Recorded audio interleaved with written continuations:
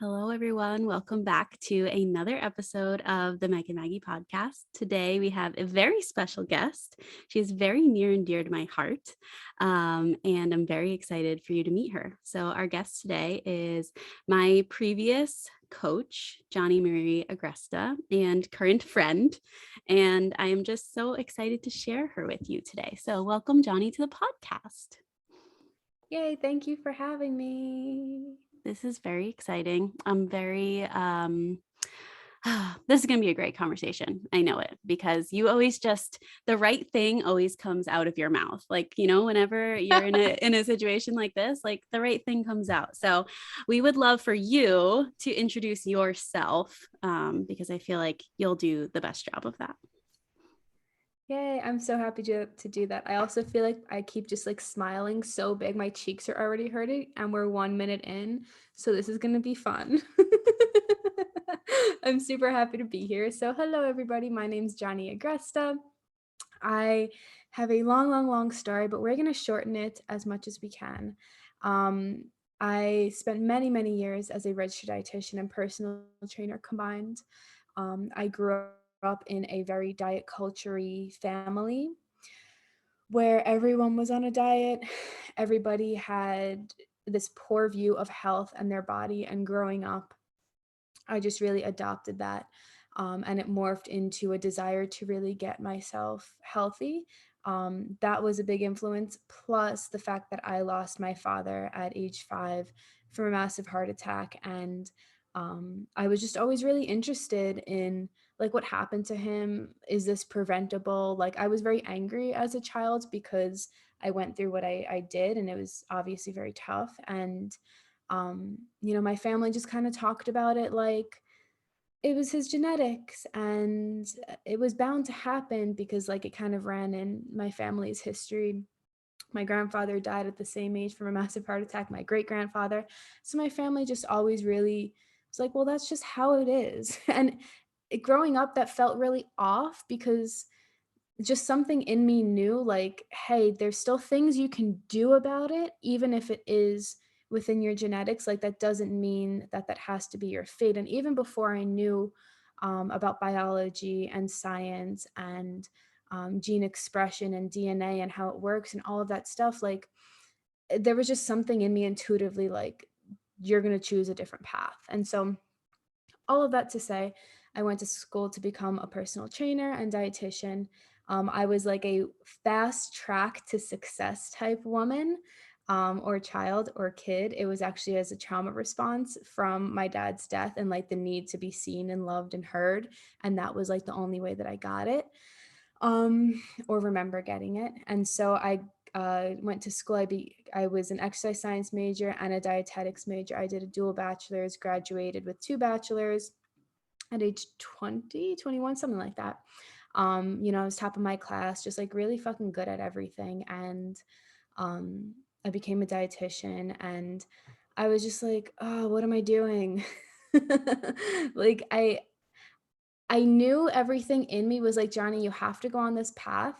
But once you get there, it's not going to be the path that you think it's going to be. Like looking back, there were so many times where I just knew I didn't fit in to like the clinical culture that a dietitian, like for the most part, plays in, or even an outpatient center. Like I just knew that the jobs that were available to me were not ones that excited me. But I was like, you know what? I took this path. I don't half-ass anything. I go all in, and I definitely don't quit. So I was 3/4 of my way into my master's while being a practicing dietitian at a nursing home and rehab center. And I remember I was sitting in biochemistry, and it like this moment is just so fucking real for me. I also curse a lot when I get passionate, so sorry about that, but it just happens. But I remember sitting in biochemistry and I was like, this is really cool. Like I like learning about this like metabolic pathway and blah blah blah, and I feel smart. And I was like, but this is not helping me. Like this is not helping me help other clients. Like I'd already been helping clients at that time, and I knew that most people did not need just more science knowledge, did not need more nutrition knowledge or fitness knowledge. It had to come down to like human knowledge or human based strategies, as I call it. And we can get into later. But I just stopped being inspired by the stuff that I was learning. And, I had worked my ass off to be in my master's program and be a dietitian. Like, it was so hard. And all of my friends were like finishing their masters. I have 5 classes left. Sorry, my husband is like making a giant mess in the kitchen. So there's a bunch of things like falling if you hear that. But um yeah, all my friends were like going on. I had 5 classes left, and I just remember sitting there that day. I'm like, I'm gonna quit. I'm just gonna quit. This is awful. I don't know what I'm gonna do. I'm gonna quit my job as a dietitian. I'm going to quit my master's, and I don't know what I'm doing, but I'm going to do something. And I knew I didn't want to be a personal trainer for the rest of my life. It just wasn't my path. I didn't know where it was going to take me. And I moved across the country and started the meal prep business and worked as a manager of a gym and lots of things. And then eventually I started Jonnie Agresta LLC, which is my current business. And it started off as helping people get healthier and happier via a messaging of thriving, like eating to thrive, moving to thrive, loving yourself to thrive, like loving yourself into a place of change versus hating yourself. And then we quickly grew it to $10,000 a month. And um, I started coaching other people. So now I'm a business and manifestation mentor to help people really build a massive impact, massive income with that same messaging that you deserve to live a life where you're thriving. And so, all of that to say that I was in a really shitty situation when I was younger with losing my father. And I thought that becoming happier and healthier just meant like, checking off the boxes of success and getting the degrees and getting the job and being really good at everything and like showing the world what you can do. And, I was lifting as much weight as possible. I took steroids at one point. Like, I was just like trying to achieve more and more and more and more. And that led me to like a dead end road. And my life kind of fell apart. And I realized that I was searching for the wrong things.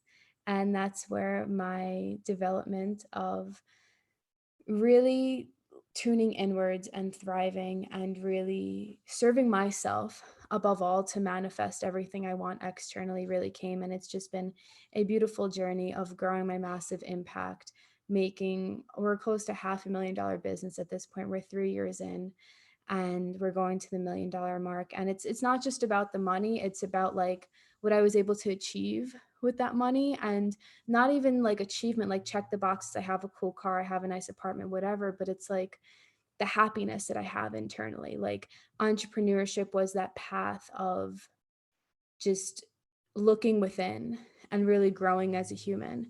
And that entire journey is just the reason why I'm happy.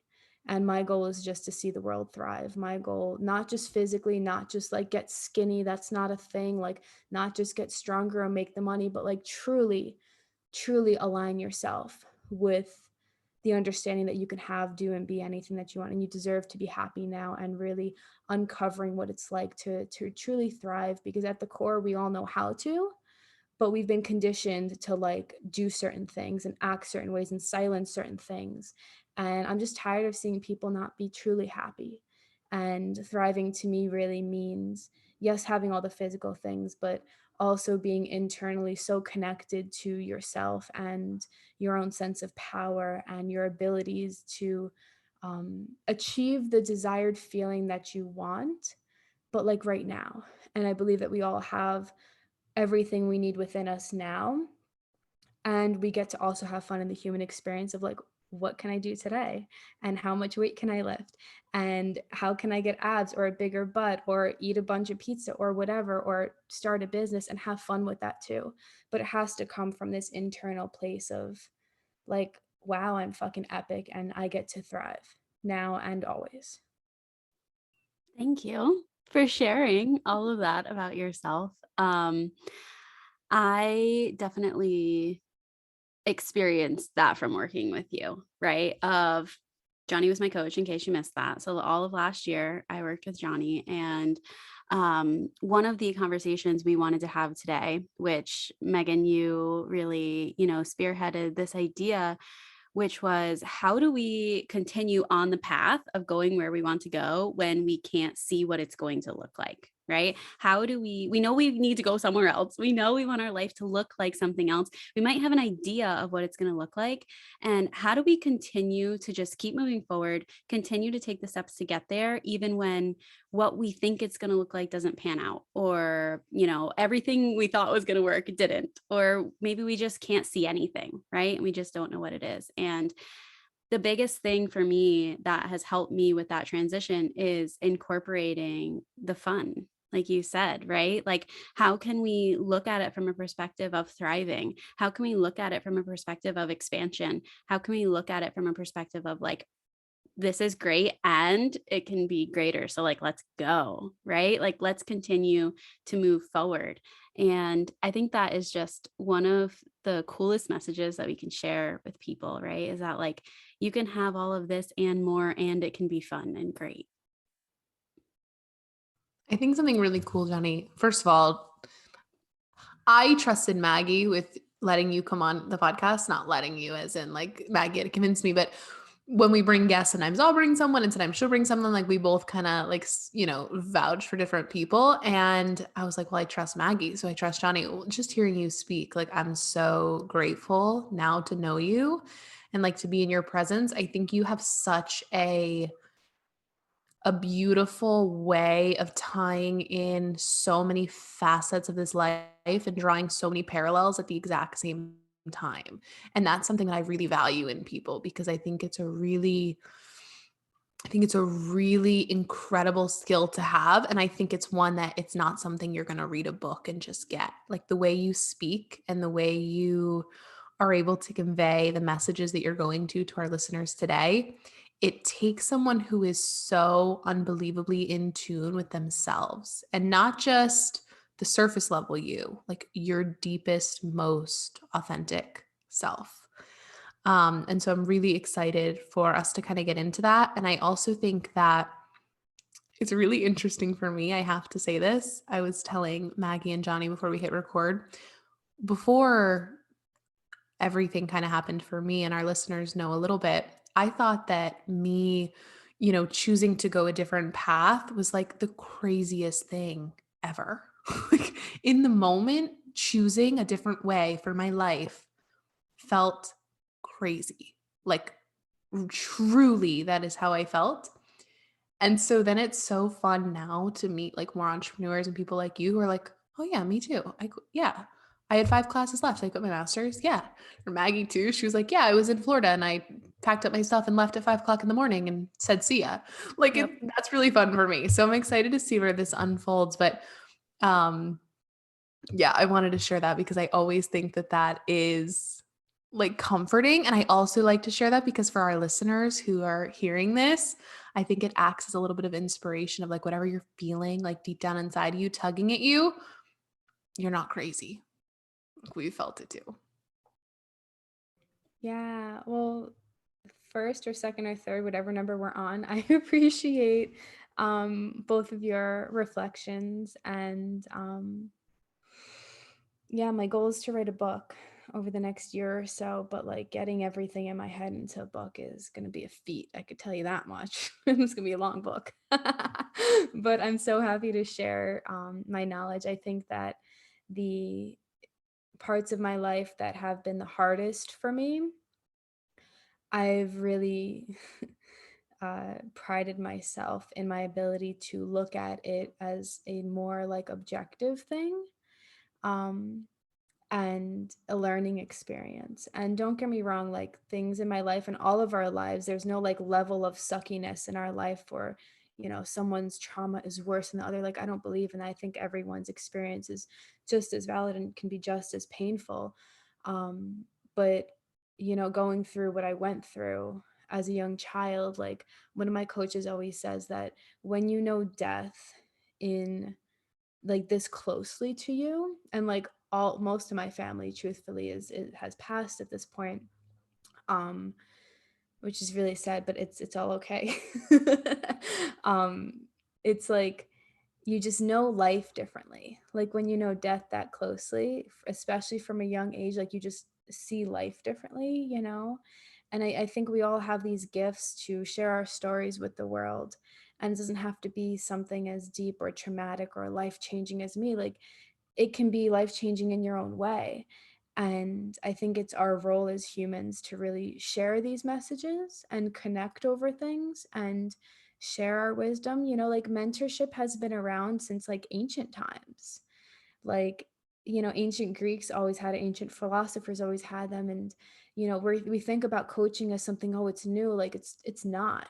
And how do you become a good coach? Like, you sit there and you reflect. How do you become good at whatever it is that you do? Anyone who's listening, like, you sit there and you reflect on your lessons, and you reflect on what's working and what's not. You reflect on what you do want and what you don't want, and you use your external world as just feedback for what's going on internally.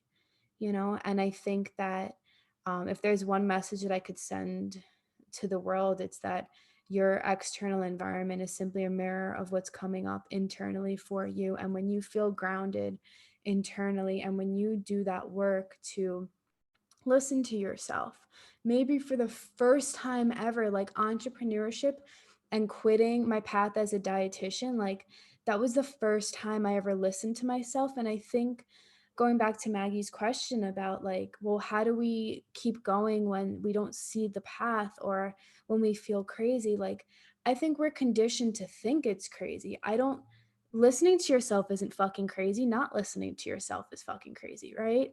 It's like, it's at like, the world is ass backwards in so many ways. That it's just like, when I got to that place of listening to myself, it didn't feel crazy. It felt right. Like, what I was doing externally, oh yeah, I look like I was going nuts, so and I look like I go nuts on a daily basis. But internally, I don't feel crazy. And I think the world, if we just listen to ourselves more, we would be so much happier, so much more fulfilled, and so much more externally successful, like in the ways you want. Because I'm not going to deny, like, I love money. I love lifting a lot of weight. I love having abs. Like, I like having these things, and I think you get to have it.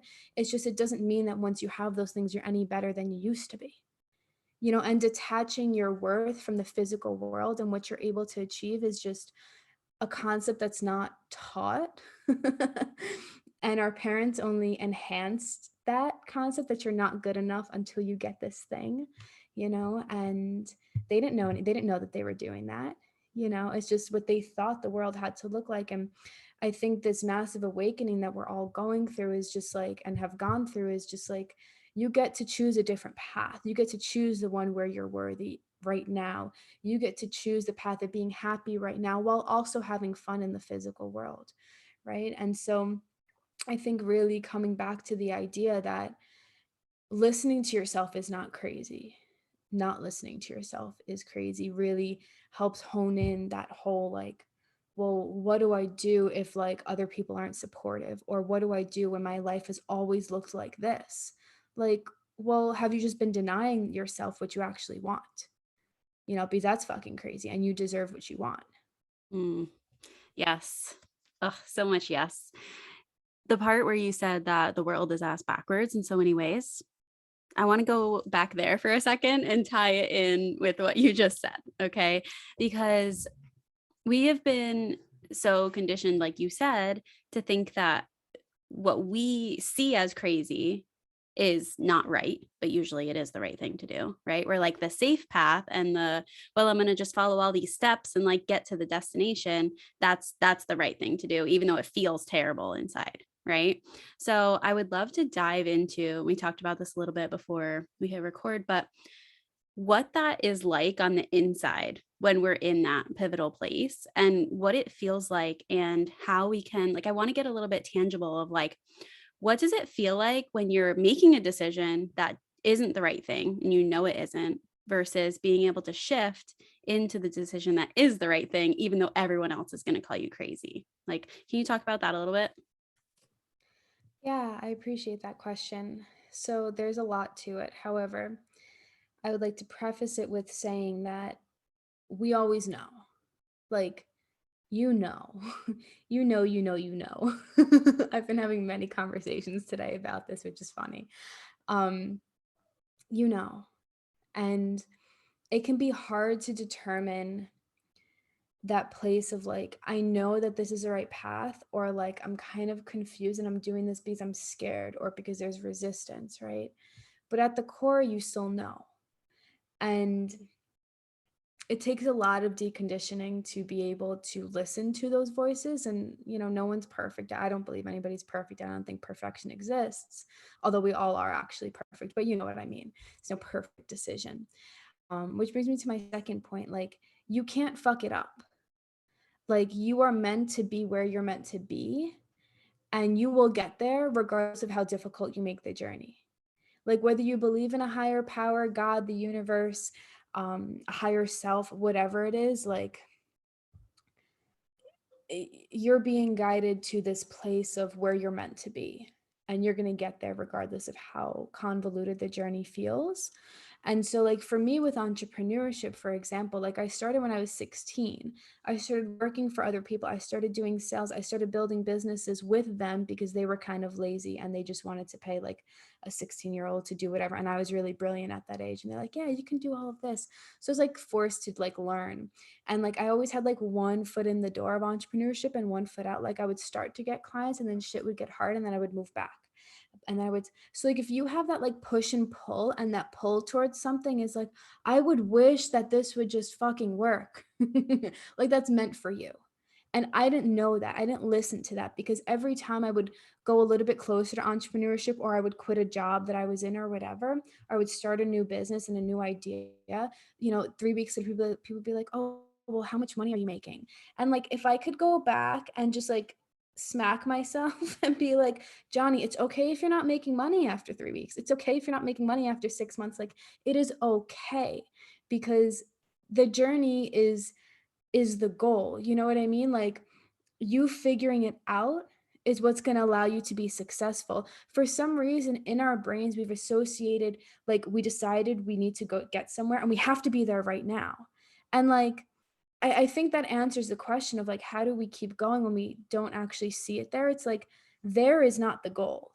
Like, yes, I'm on my way to 7 figures and there is a goal, but that's not what I focus on every day. I focus on my connection with myself. I focus on my connection with my clients. I focus on serving. I focus on how can I just impact one person every single day. If we take it with health, it's like, sure, you might want a specific body type or whatever you desire. You can lose weight, you could gain weight, you could do whatever you want. But if you constantly are obsessed with, I just need to be there, what you're actually focusing on is you not being there, right? And so what do you think you're going to manifest if you're just focusing on where you're not? You're going to continue to manifest things to be really fucking hard. And you're going to continue looking for evidence of why it's not working. But what if you just started focusing on thriving? What if you just started focusing on, how can I deeply serve myself today? What is it that I need?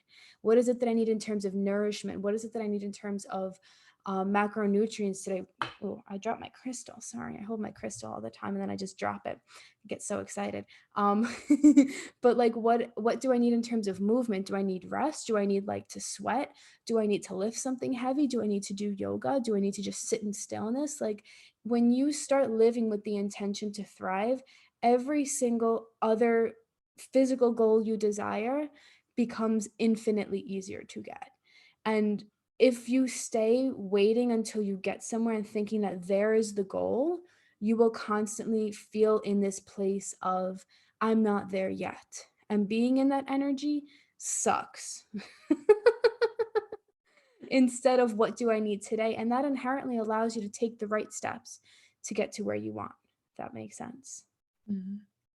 I have two things. And my first one, Jonnie, I don't know if I'm going to put it on every mirror in my house, but the three times in a row just really like hit me in my soul, because I think that is something that, one, is so fucking relatable, but two, when people are like, well, how do I know? How do I differentiate, the voices in my head and all the things?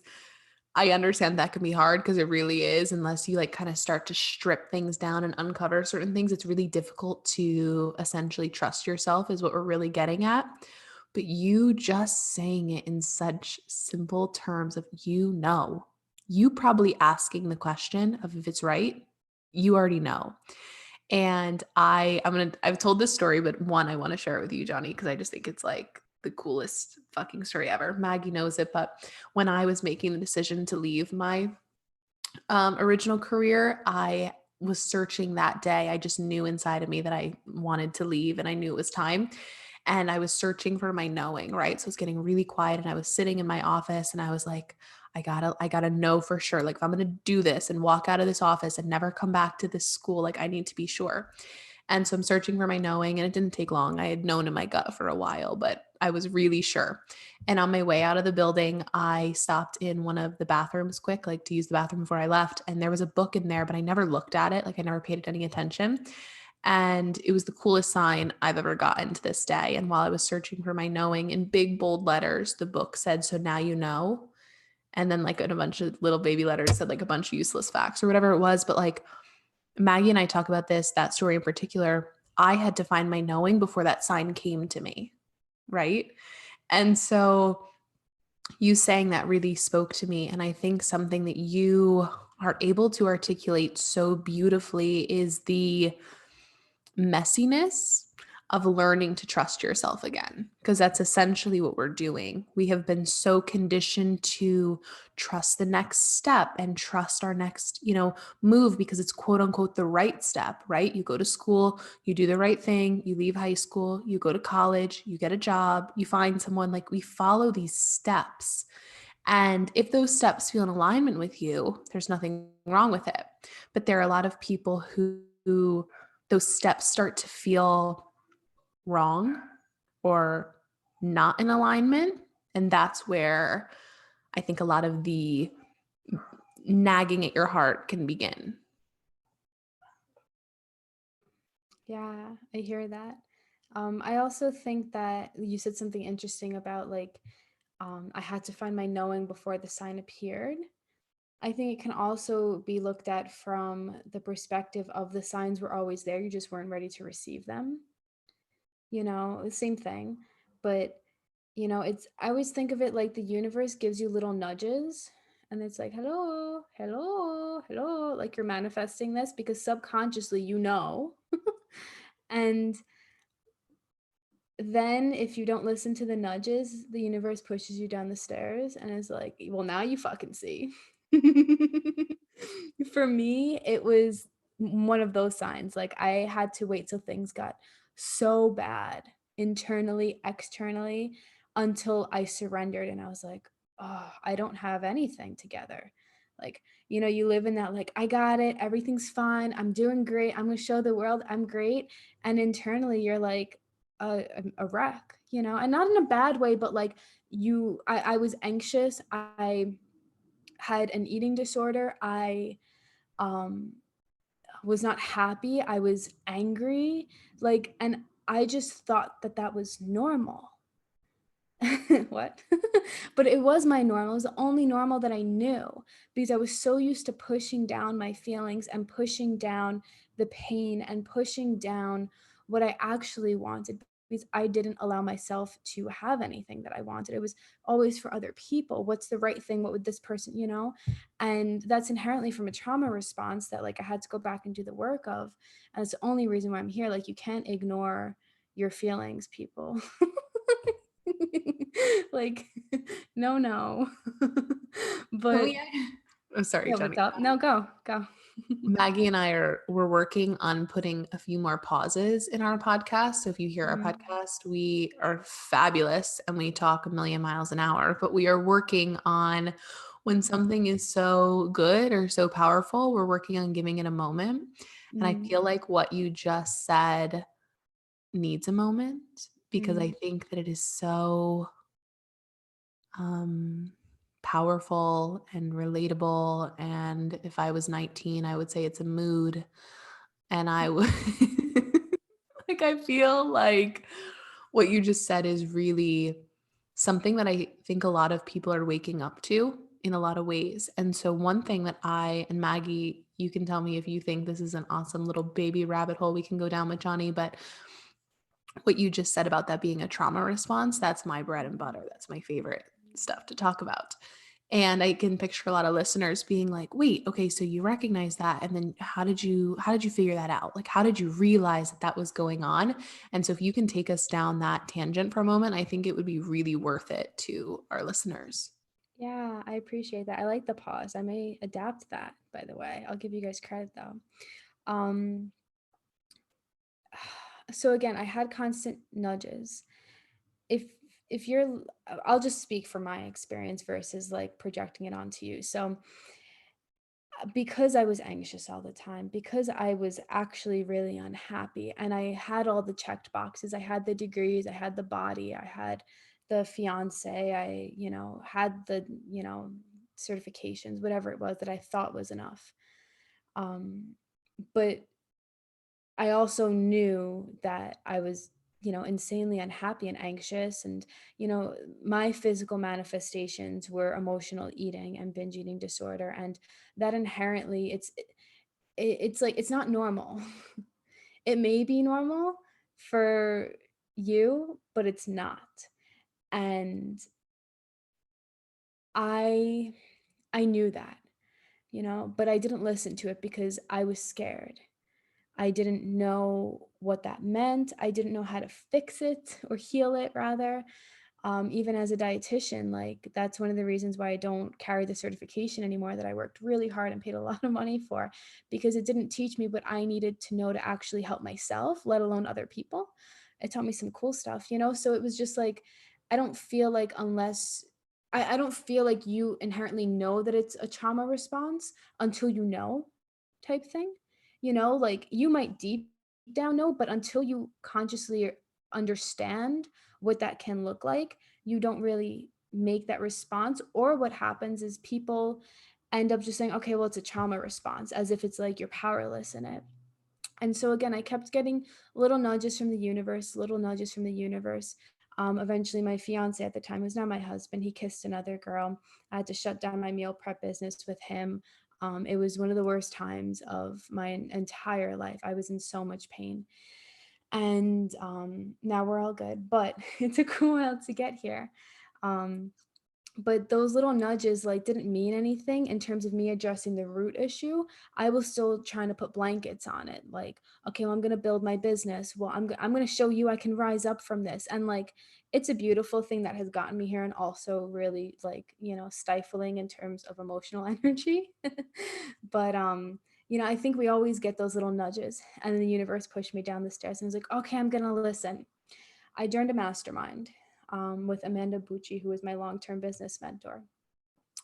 And I basically joined because I thought it's what I needed to do to get to the next step. And I didn't get what I thought I needed. I got exactly what I actually needed. And that was the introduction to my other coach, who's a spiritual coach, Jessica Benstock. And I remember we did this activity where we went up in front of the group and we were talking about our businesses and what we needed in terms of business strategy. And I was sitting there and I was like, I don't need anything. Like I physically I didn't come up with a question. Like I didn't need help with everything was great. I'm like, fuck, why am I here? And I just remember standing there and one of my coaches being like, why are you so uncomfortable? And I was like, I'm not uncomfortable. I started violently shaking, hysterically crying. And I hadn't cried for like 27 years before this, mind you, like very minutely had I cried. Um, and I just remember it was the most difficult and uncomfortable experience that I've ever had, where you have like 14 random people around you staring at you, hysterically crying, and you have no clue why. Like, it's not like you fell on your face. It's not like someone just died. Like, you checked all those boxes, but there was something deeply wrong. And my spiritual coach was there before she became my spiritual coach. And I just remember her existence made me really uncomfortable. Like her existence, I just felt like she saw right through me and that I couldn't put up a front anymore, which was really annoying at the time and still can be. And I just remember like somehow blabbing my entire life story to 14 people of all of the ways that I felt unworthy and unloved. And it was like all of these things just bubbled up and finally they came out. And it was from that moment that like my life was changed forever, because I realized I didn't need help with strategy stuff like I thought I needed. And that I kept saying, I just need to learn this and I'll be better. I'll be good enough. I'll make the money. It'll be fine. It was like I was making $30,000 months and still felt like shit. And I was like, oh, I've checked all the boxes. There's no boxes left to check, Jonnie. And then that's when like my nervous system was like, we're ready to release all of this. Like it's either you're going to choose to, or we're going to do it in the most uncomfortable and most transformational way possible. And so I worked with a spiritual coach for um, a little bit over a year and just dove really deep into everything I was denying myself, everything that I was lying to myself about, everything that I did not want to confront: my dad's death, the death of other family members, just, everything that I was always like, well, Jonnie will be fine. You don't need to do that. Like you just go and do this and it'll be fine. Like just ignore that, ignore that nudge, ignore that desire, ignore that pain, like anything. And after working with her, like it was the first time I ever like felt anything, like felt happiness and felt pain. I always say like the deeper you allow yourself to feel pain, the deeper you allow yourself to feel bliss. It's like you can't expect to just feel one without the other. And as a society, we just push down and push down and push down our negative feelings that we judge as negative. Meanwhile, they're just neutral and they're just feelings. And we expect to just be happy, and I feel like that really speaks to the theme of this podcast, which is how do we keep going when we don't know, where we're going, or it doesn't look like that. It's just like, it's not about the there, it's not about the that you're getting to, it's about acknowledging where you are and being where you are. Because again, we are constantly like, I need to get to this place, I need to lose weight, I need to lift more weights, I need to be better in this way. And it's just a thing we put like a sticker on, like there, we're gonna go there. And it's not about that. The journey to getting there is actually being where you are.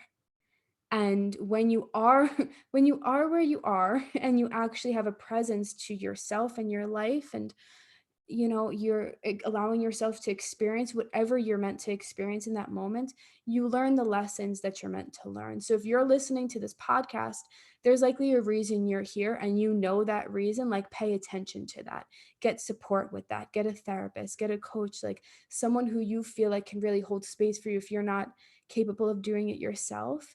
Because sometimes it's really deep shit that like you don't need to go through yourself. You shouldn't have to go through yourself. And that's why therapists and coaches, that's why we do what we do.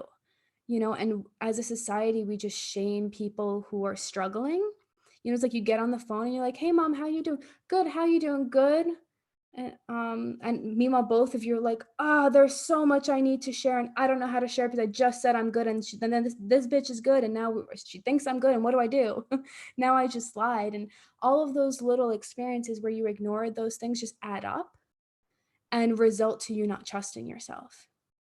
So if you want to know how to move through the trauma or the struggles or whatever is coming up for you, it's being present and just allowing just unconditional space, like non-time space, like there's no time frame that you can be over it.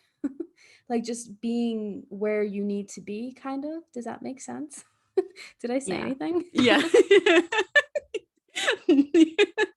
Yes, you definitely did say a lot of things. And I think it makes sense. Something I wanted to point out that you did, that I watched you do on Zoom earlier in this conversation, that I think will tie into this part of the conversation well, is you were talking about being present and you closed your eyes. And your eyes were closed and you were just still talking, but your eyes were closed. And there was this shift in your energy of like pushing things out to like going within yourself. And you were still talking, right? Because you were, sharing information. But for me, that is one of the biggest keys and tools for me to becoming present and figuring out what I need in the moment is closing my eyes, right? Because there's just something about when your eyes are open, you can see everything that's going on around you. For me, it puts me in my head space of overthinking and overanalyzing and just like all that mental energy, right? But when I take away all that stimulus and I close my eyes, through a lot of practice, I'm able to quickly shift into what's actually going on internally, right? Sorry, my dogs are barking. They're just doing their thing. But if I don't close my eyes, it's very, very hard for me to shift into what is going on internally. What is it that I need? What is it that I know, right? I know the answer. I know what it is I need to do. I know what the next step is. But if I just keep taking in everything that's going on around me, it's very hard to figure it out. So I just wanted to point that out because I noticed you do it and it's something that I value as well. And I think it's like, I just wanted to, tie in a little tangible piece of information there for our listeners, and they can't see you. Well, I guess they can if they're on YouTube. Oh my gosh. Wow. They might be able to see you. But yeah, that was an important thing that I wanted to talk about.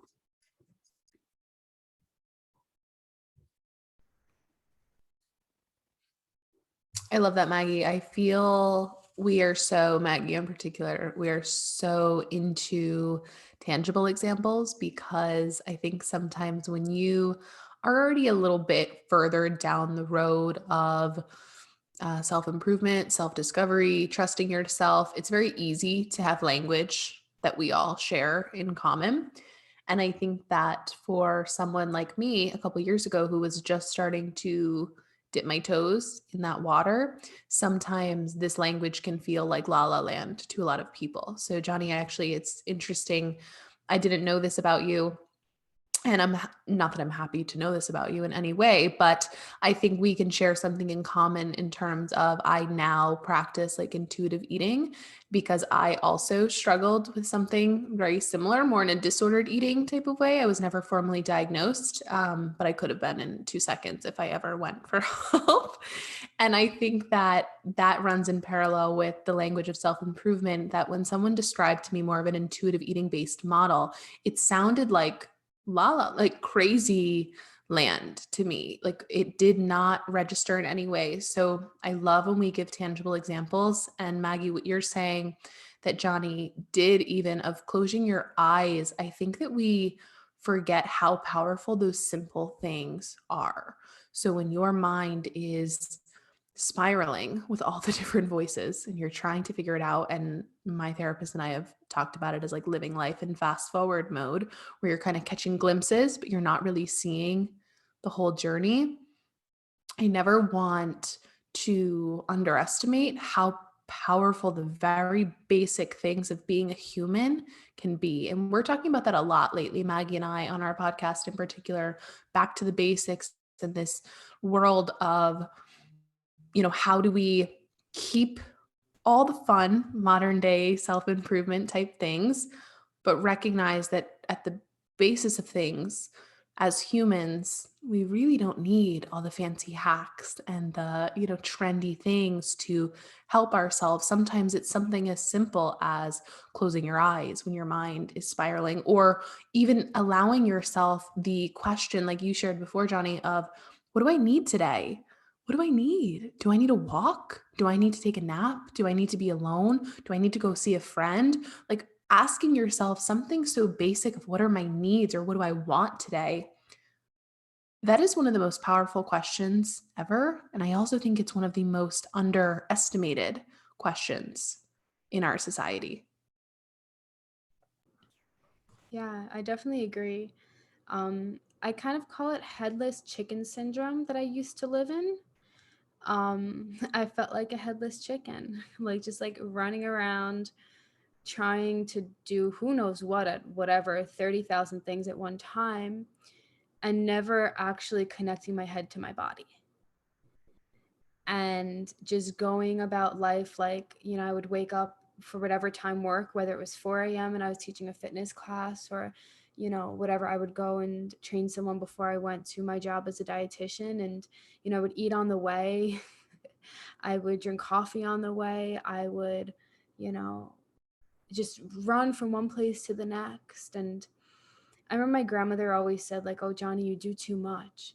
And I was like, this bitch is crazy. Like in Greek, like we call it yeah, yeah. So I was like, yeah, yeah, like, you're old, I'm not, like, I don't need to slow down. And, older people just have a lot more wisdom because they've probably been through what you've been through in some way. And I should have listened, but, I had to learn the lesson, and that's fine. But like, when you're looking for that tangibility of presence, if you're a headless chicken or if you're present within your body, right?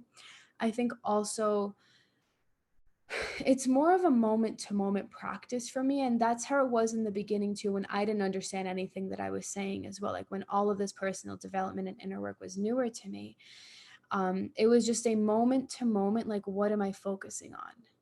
Am I in the room, or am I in my body, or am I like in my head and like thinking about something? Like maybe, the person across from me complimented me. I'm like, oh, thank you. But like internally, I'm like, they probably don't fucking mean that. They're probably looking at this. Like somebody says something and you interpret something different instead of just hearing what they said. Like you're in your head, you're not just receiving. Something that Megan said to me earlier today was like, Jonnie, you're a really good listener. And I said I wasn't always like that, because I was constantly in the responsive mode, constantly in like the fight or flight mode. And if you're not familiar with what that feels like, it feels like headless chicken syndrome, like where you're just like, just running around, and like you end the day and you're just exhausted and you're like, did I do anything? What did I do today? Like, did I achieve anything? Okay, I went to the gym, check, and like, we don't slow down enough. So I think tangibly, which I'm not a good like tangible teacher, it's just not in my nature. But if I have to ask myself tangibly, like, what do I do on a daily basis? It was removing all of that stimuli, like Maggie said, closing my eyes and just being present. And that's something that comes natural to me now. It's something I had to force myself to do in the beginning. When I wanted to respond when someone said a really nice thing, stopping myself and saying, just receive that. And then I started saying, well, I received that. Thank you. To remind myself, Jonnie, just receive what they just said. I started meditating daily. And I heard somebody say the other day that, like, people who preach meditation and spiritual teachers and therapists or whatever, like, not to put spiritual teachers and therapists in the same bucket, but you know what I'm saying. Um, it's just like there's shame around like if you miss a day and you're a bad person and stuff like that. And I don't think anyone ever says you should feel bad if you miss a day of meditation, just like no one says you should feel bad if you fall off your eating plan. It's like we interpret that. Like, yes, there are a few, crazy people out there who are like, all gains, no days off type, never miss a Monday. But like, no one's saying you're a bad human if you miss a Monday. You're saying you're a bad human if you miss a Monday. And so when I say that I meditate every day, like, yes, I meditate every day. 99% of the time I meditate every single day, whether it's in the morning or the evening, both, sometimes for many hours throughout the day. But I'm not saying that you're a bad human if you don't. But what I'm encouraging you to do is just sit with yourself where you are forced to sit with yourself. Right? If you want to get to this place of happiness, true thriving, sitting with yourself and being silent is one of the best things that you can do, because the things you've been ignoring are forced to come up. It's like emotional eating. When we struggle with emotional eating or binge eating or disordered eating or whatever, um I think there's a whole, like, Megan, you said something about you not ever being formally diagnosed, but like you could have been. Like, why does a diagnosis have to mean that you actually struggled with something that was very real? You know what I mean? I was never diagnosed at all, but I had amenorrhea. I had a lot of the telltale symptoms, and just, of anorexia and binge eating. And um, I didn't need a diagnosis to really tell me that. Do I think that everybody should go self-diagnosing? No. But I was equipped enough to really look and see my habits, and it's just like, when you struggle with those things, it's because you're uncomfortable being with yourself, being with feelings that are coming up. Maybe it's the person you're around in the evening. I worked with a client for many years who would always binge eat in the evening. And she would just sit there and watch the TV, and she was like, yeah, it's right in front of me, so I just eat all of it. And like, back then I didn't really know any better, but she was really lonely. She was really missing her husband, who was a truck driver, cross country truck driver, who she was never with. Her intimate life and her sex life was really poor because of that. And she had really poor body image, and she was constantly working. And after work, they would just go out to drink. And there was no time for her. There was no space for her. And as a result of that, when she did have space, she was uncomfortable. And therefore, she had to fill it up with time of watching Kardashians and binge eating, which I love the Kardashians and I also love chips. But you know what I mean? Like in a healthy way. And if you want a tangible way to really be more comfortable with yourself and be more present and move through this, sitting in stillness is one of the best ways. Something that one of my spiritual coaches told me and prescribed to me was do nothing time. She's like, if you need a reason to actually sit in stillness, I'm going to give you a task. You're going to do nothing. So we started calling it do nothing time. And like, I needed her to say, do the do nothing time. And I'll be like, I did my do nothing time. Like I had to do something. And I'm like, I'm doing my do nothing time. Right. And finding just peace externally, having a space for yourself externally is really important. Having time for yourself is really important. Not on your phone, not watching TV, not cleaning, like literally just time where you get to sit with yourself, whether that's in nature or in a place that you really love in your home or whatever. I think it's just really, it just shifts massively.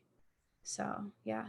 I need to implement some structured do nothing time back into my schedule at this moment where I'm like, oh, right. Yeah. Maggie, you should probably like put that in your calendar so that way you actually do it, because it's so valuable. And like, even I know how valuable it is, but if I don't prioritize it, it doesn't happen, and then it's been how many days have I taken any time where, I've just like done nothing and been with myself? Probably a lot, a lot of days. And so it's something where like for me, I'm similar to you. I'm like, I have to check the box of like doing my do nothing time, it's like I did it today. Like, great job. Yeah, I get that. And another thing that I wanted to bring up was like the use of breath.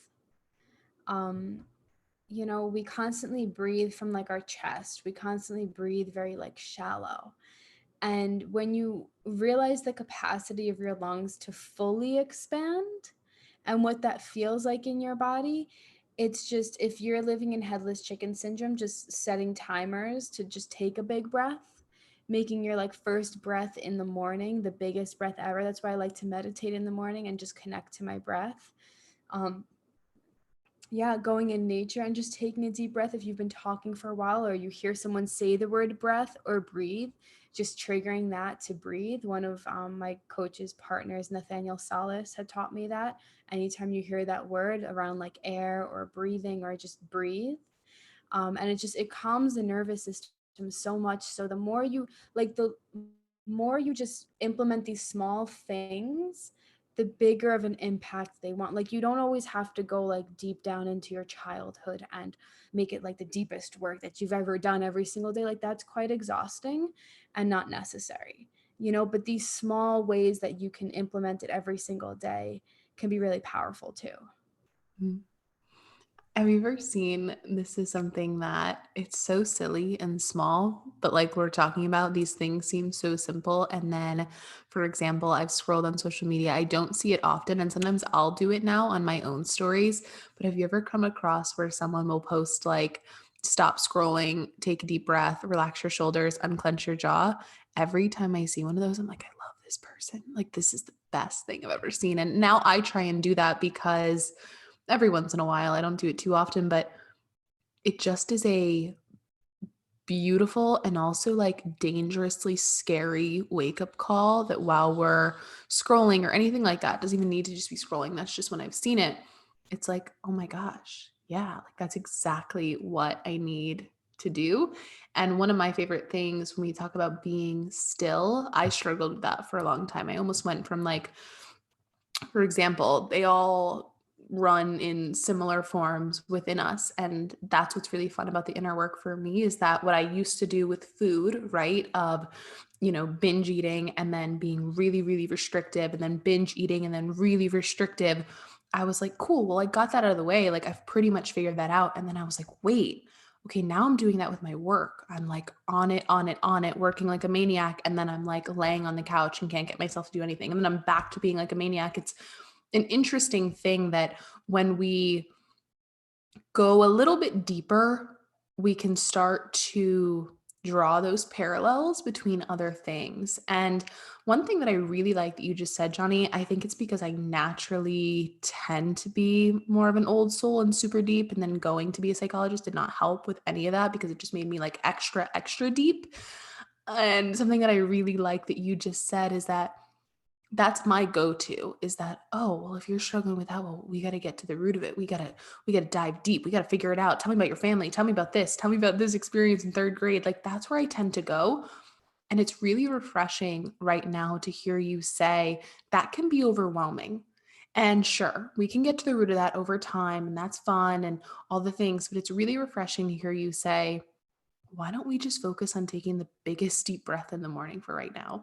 Or why don't we focus on taking the silent walk for 15 minutes in nature or scheduling the do nothing time? I think it's really valuable to hear both sides of that because I think sometimes, for example, when I was struggling so heavily in the world of like disordered eating and all the things that were there for me, to all of a sudden be thrusted out of that world felt very overwhelming. And I did it because I had support and I paid a lot of money for a great program that helped me do it. But I look back and I think it didn't have to be so intense. It could have done it in smaller steps. I look back at that in my life. And so when our listeners hear the work that we're talking about, I think it's really reassuring to them and even to me and any of us having this conversation, you saying it doesn't have to be so intense. We can do this in small, simple ways and still get, like you say, massive impact and incredible results in our lives.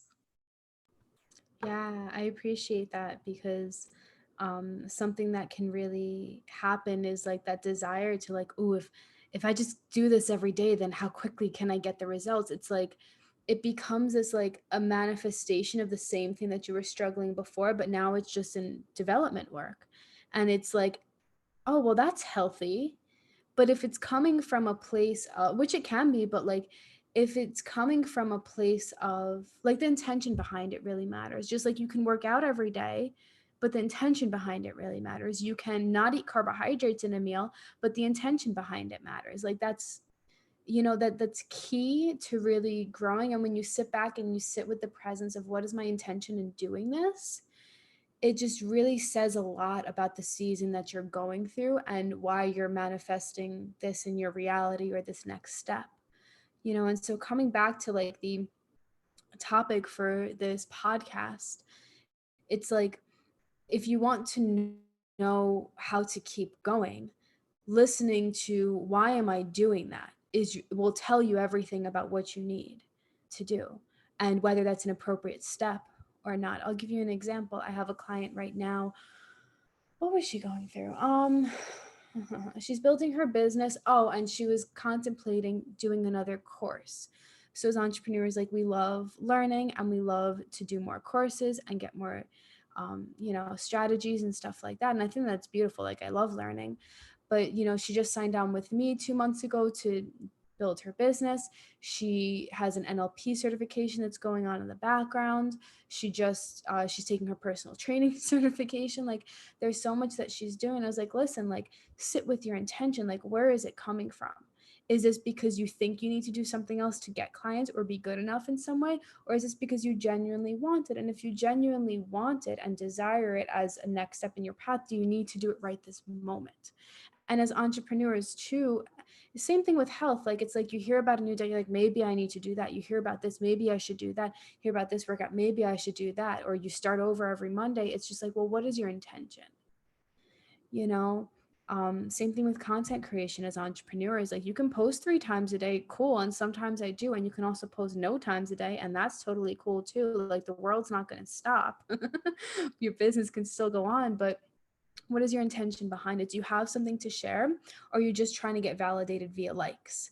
You know, it's the same thing we go on stories for and share stories or watch other people's stories. It's like something uncomfortable is coming up and we automatically reach for that phone. Another tangible practice that I do is like, I don't go on my phone for most of the day on Saturday and all day on Sunday, like not just Instagram and like working, but my phone at all. Like I put it on airplane mode and I put it somewhere away. Granted, I live with my husband, so like that's fine. But like people have separate phones for work and for home. You can delete certain applications.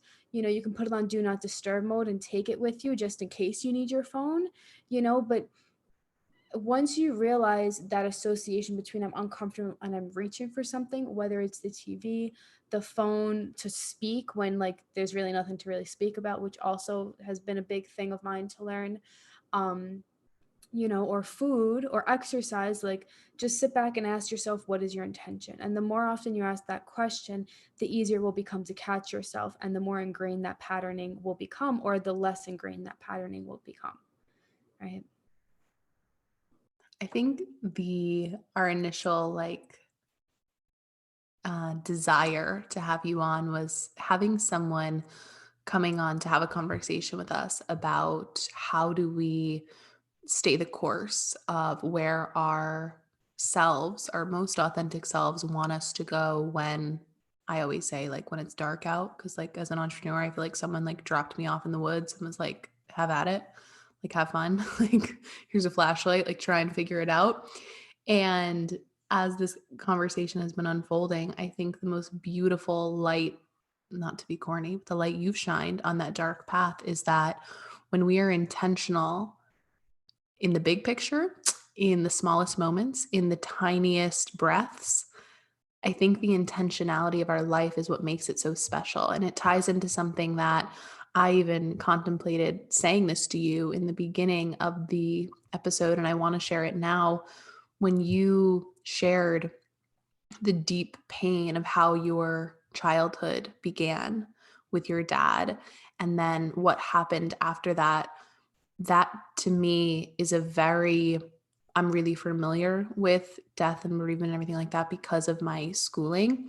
But I think that the beauty that comes from you and that you were able to share with our listeners is that I think through experiences like that in particular, you hinted at this, that the pain is deeper, but the joy is richer. Like the contrast of life just in general is so much more vibrant in both ways.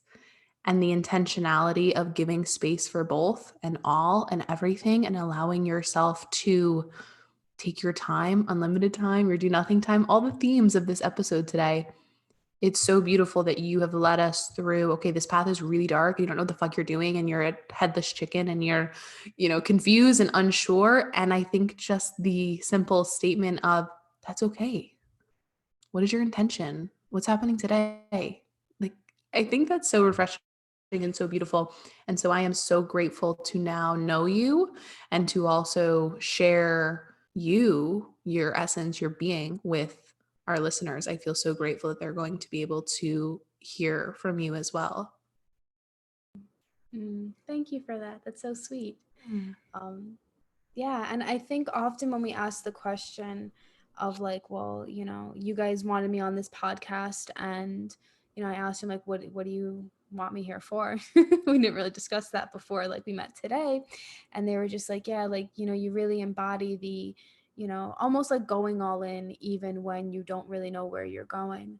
And sometimes when we ask a question like that, like, I want you to help our listeners with that and help us with that or whatever, it's usually not the actual, like the answer you get is not the answer you think you're going to get.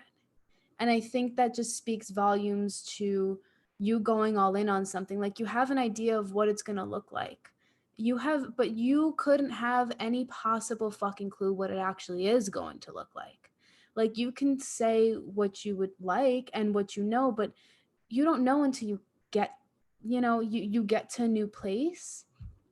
And I think the theme of like my life and has just been the expansiveness of like, yes, I have desires and I have income goals and I have body goals and I have nourishment goals, and I have just, fitness goals, whatever, like goals for my relationship and places I want to travel and whatever. But like the beauty of that journey is really knowing that there's so many more possibilities that you don't even see, and you don't see it because you don't know it yet. And I think just the practice of really learning to say, what does expansive feel like to me? The feeling, not the things. Like you can have the vision of the things and want the car or whatever, but the feeling. And as long as you follow that feeling, you will get exactly where you are meant to be, and it will be so fucking good. And that's where the idea of thriving came for me.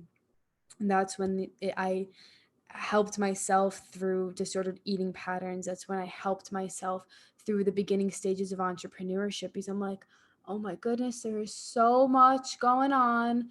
What do I do? I'm like, I thrive. I thrive. I make a thrive list every day? I'm going to have the intention to thrive. I'm going to eat in ways that make me thrive. And if it helps me thrive, I'm checking that box and I'm doing the thing. And if it doesn't, no place in my life.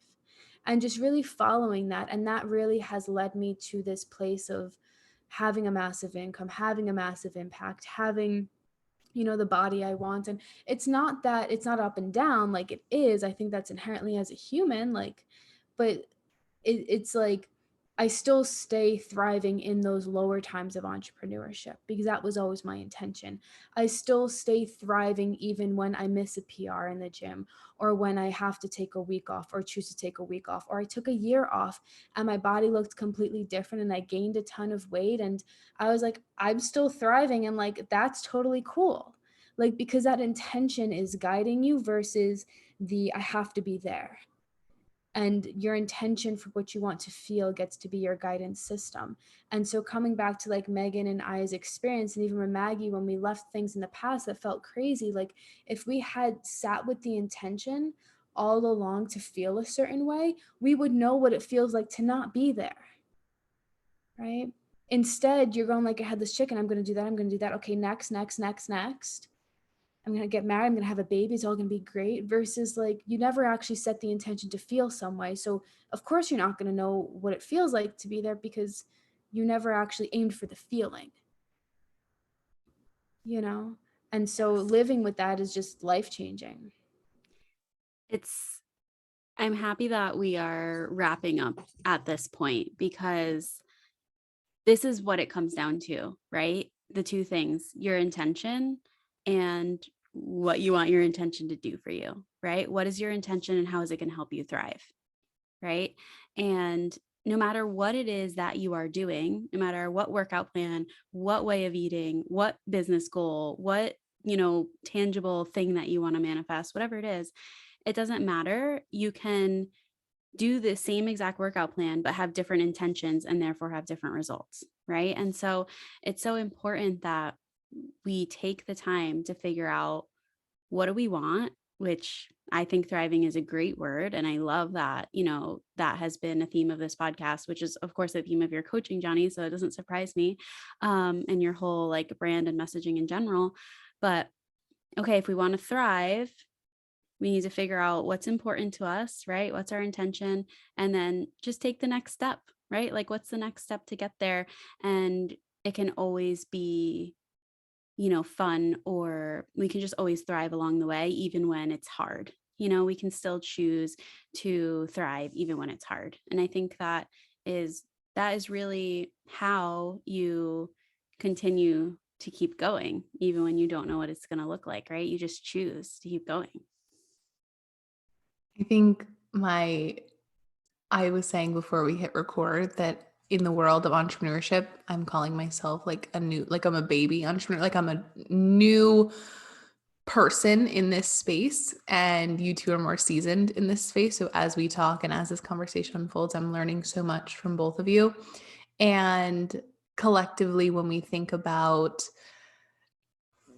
the space of self-improvement in general, or the theme of this podcast, or thriving, or any of these things, I feel like the common thread that helps me the most and that I want to share with our listeners is that even in the moments where I truly, Maggie and I talk about this all the time, like we can have all the faith in the world, in our podcast and businesses and all these things, and have all the doubt at the exact same time.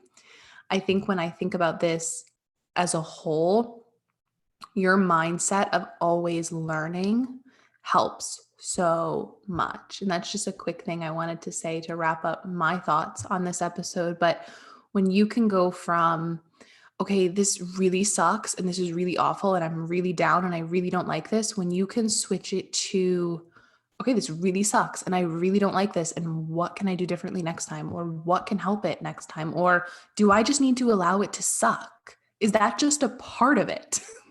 I think we're so quick. I really wanted to say this because it's honestly, truthfully, where I'm in now. I'm in the suck in the best way. Like I said that to someone last week, was a crazy week for me working. I was just so sleep deprived, like just not taking care of myself in that way because I was so busy, truly grinding. And I said, my friend was like, "Are you okay? Like, you seem so tired." And I was like, "I'm so exhausted and so much in this sucky part right now, but I've never felt so alive at the exact same time." And that boiled down to the intention is to embrace that part. So, Jonnie, thank you. I am so grateful. I know I already said this, but to know you and for our listeners to know you. And at this time, can you like say whatever you want to say, of course, to our listeners, but also like tell them where they can find you, where, you want everyone to head, all these kinds of things. Yeah, I appreciate that. I think something I would like to add to that, which obviously we can go forever, but we're not going to. We'll wrap it up. Um, is that the suck gets to be there. I always say, like, the shit is there, but you don't need to rub your face in the shit. Like, you can acknowledge it, feel it, but you don't need to make it mean something about you. You don't need to go down this negative spiral of now you suck, now you're behind, now you're the worst fucking human ever. Remember that thing from 5 years ago that you fucked up to? Yeah, you did that. And then, oh, remember. And then, like, our mind just goes. And for me, stopping that cycle was so pivotal, and still so, it's something I still do every day. Many moments throughout the day where I can choose that negative cycle, or I can choose to just be and experience and not make it mean anything. I think that's really, a key factor in all of this and continuing to go. Like, if you're struggling on your health journey, like, what if the learning was just part of that? What if I think you struggle somewhere because you haven't learned a lesson that you're meant to learn.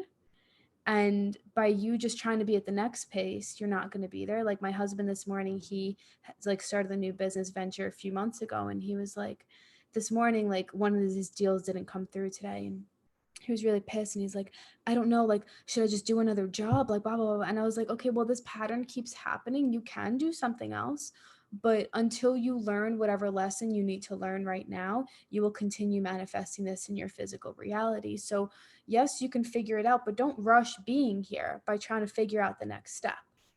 And once you just look at like life as just earth school, as I like to refer to it, like, it's just, you you realize that the hard is expected, but you don't need to make it mean anything about yourself. And so if you want to keep going and you want to get to, that envisionment of that like holographic there, like, cool, you can get there, but you're not going to get there by ignoring where you are and just wanting to be like, it just, there's things that need to happen before you get there. And expecting those things to struggle sometimes, and that's cool. You don't need to feel shameful for that. um yeah, you guys can find me on Instagram at Jonnie_Agresta. And then I have a podcast called the Just Keep Thriving podcast. We talk about life, health, manifestation, business growth. So there's lots of different types of content on there. So if you are interested in building a business, there's lots of stuff on there. If you are in a health journey, there's lots of stuff there as well, all with the essence of really thriving and looking at your internal versus external world. Um, yeah, those are the main two places that I hang out. And I'm super happy to be here and share all of this. And if you listened, I would love for you to reach out to me and let me know. And I would love to hear from you. Jonnie, thank you so much for coming on our podcast. This was a wonderful conversation. I enjoyed just listening to most of it. I really enjoyed that. So I hope you listening enjoyed it too. But I will link all your Instagram and your podcast in the description. So if you want to go find her, there'll be an easy click there. But thank you so much. This was wonderful. Yay. Thank you guys. All right, everyone. We'll catch you next week. Bye.